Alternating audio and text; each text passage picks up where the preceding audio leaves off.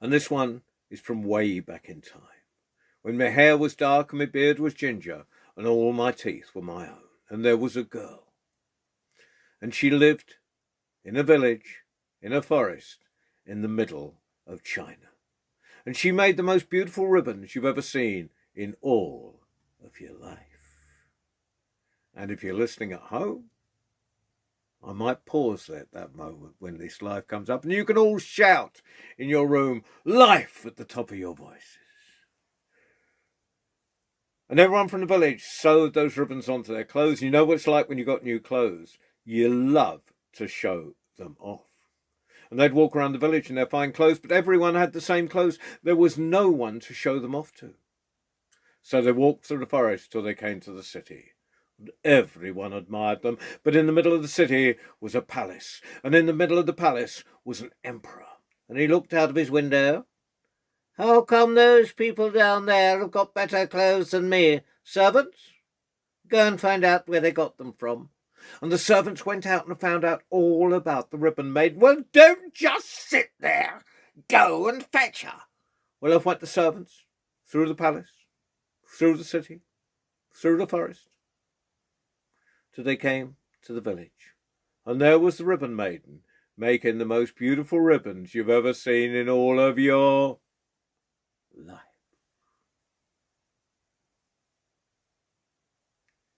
"You go," said the servants. "The emperor wants to see you." "Well, I don't particularly want to see the emperor," said the Ribbon Maiden. She just carried on sewing. "You can't turn down invitations from the emperor." Well, they took her. They put her in a cart. They dragged her to the forest. They dragged her to the city. They dragged her to the palace. And they threw her down at the emperor's feet. "You go. You will make me the finest ribbons you've ever made in all of your life."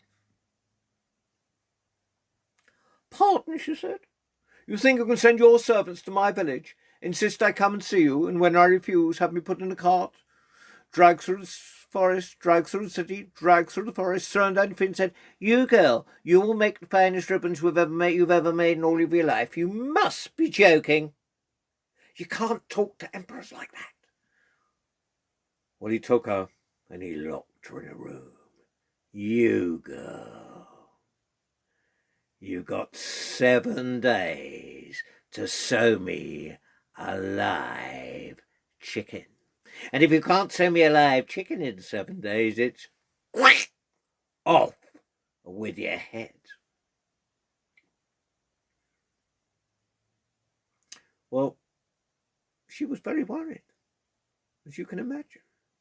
She thought she'd try, so she sewed and she sewed and she sewed and she sewed. And after 7 days, there was the most beautiful embroidered chicken, but it was still an embroidered chicken. It wasn't alive. And she thought how lonely her body would be without a head on top of it. She cried, and a tear dropped on chicken. She bit her thumb, and a drop of blood dropped on chicken. Suddenly, there was a live chicken in the room. In walked the emperor. "There you go," said. "Live chicken." "You didn't sew that," said the emperor. "Someone brought that in for you." With that, the chicken jumped up, pecked her in the face, and jumped out the window. "Right. 7 days to sew me a live peacock. I want no skimping. I want a big fantail. I want an eye on the end of every feather. If not, you know exactly what happens. Off with your head."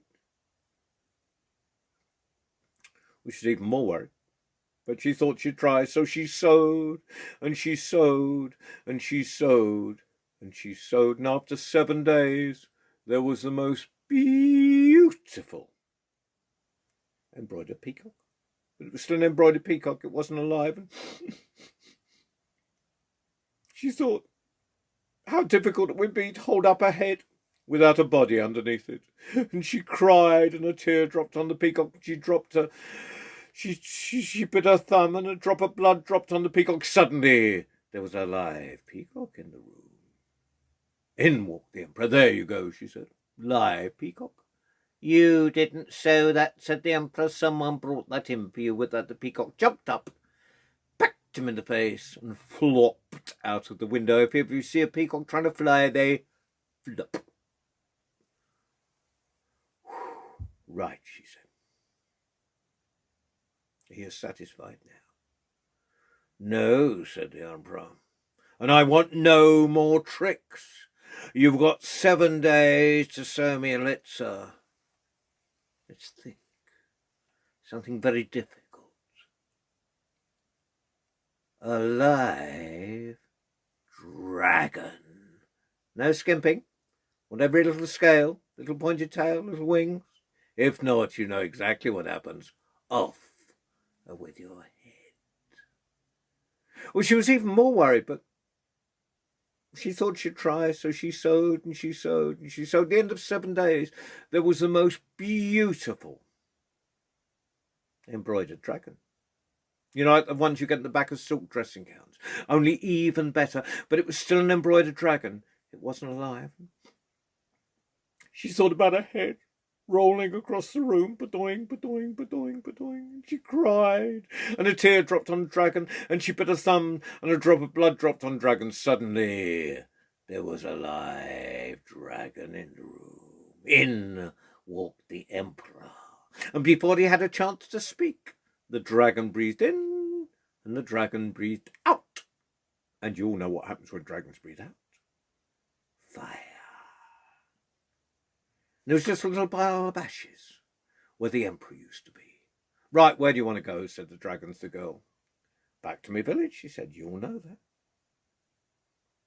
On me back, said the dragon. And they flew out through the window. Once round the palace, twice round the palace. The dragon breathed in and the dragon breathed out. And there was a little pile of ashes where the palace used to be. But as they flew across the sky, the Ribbon Maiden was making the most beautiful ribbons of all different colours and throwing them into the air. And if you look up to the sky this very day, if you're very lucky, you'll see a rainbow. And you'll know that's where the Ribbon Maiden was making her way home on the back of the dragon.